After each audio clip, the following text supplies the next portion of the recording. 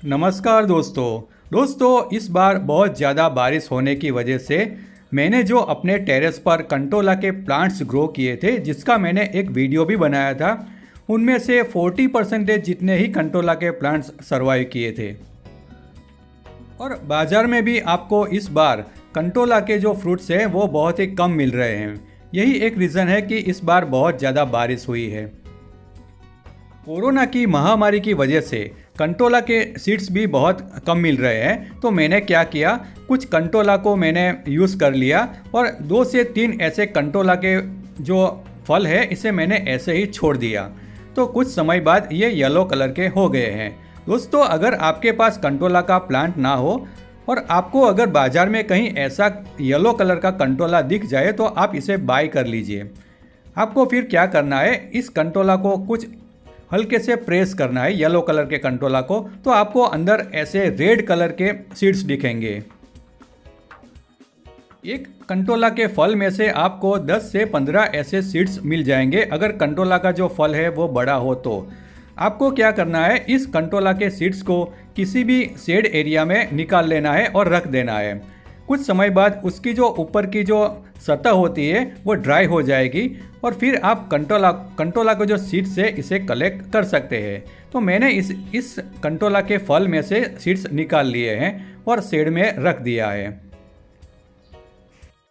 तो दोस्तों, कंटोला के सीड्स को कलेक्ट करने का यही एक रास्ता है कि आप ऐसे पके हुए कंटोला को कलेक्ट कीजिए कहीं से भी, या फिर बाज़ार में, या फिर आपको अगर कोई प्लांट दिख जाए, इस पर ऐसा फल दिख जाए तो इसे आप तोड़ लीजिए और इनमें से सीड्स निकाल लीजिए।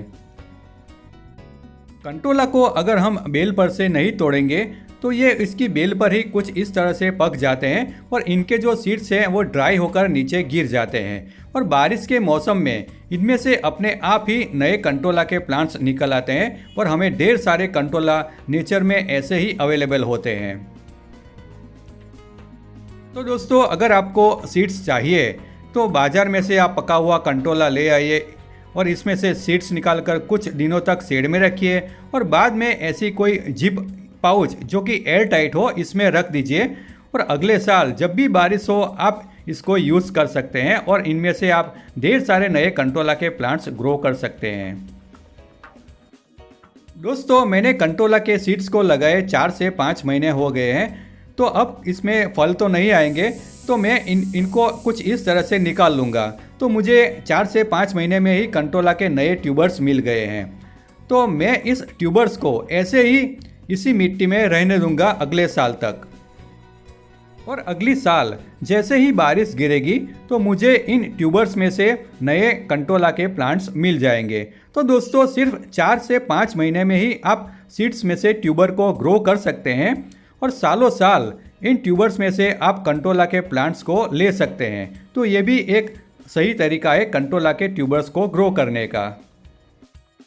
तो दोस्तों, आप इस तरह से बहुत ही आसानी से कंटोला के सीड्स को कलेक्ट कर सकते हैं और सीड्स में से ऐसे ट्यूबर्स बना सकते हैं।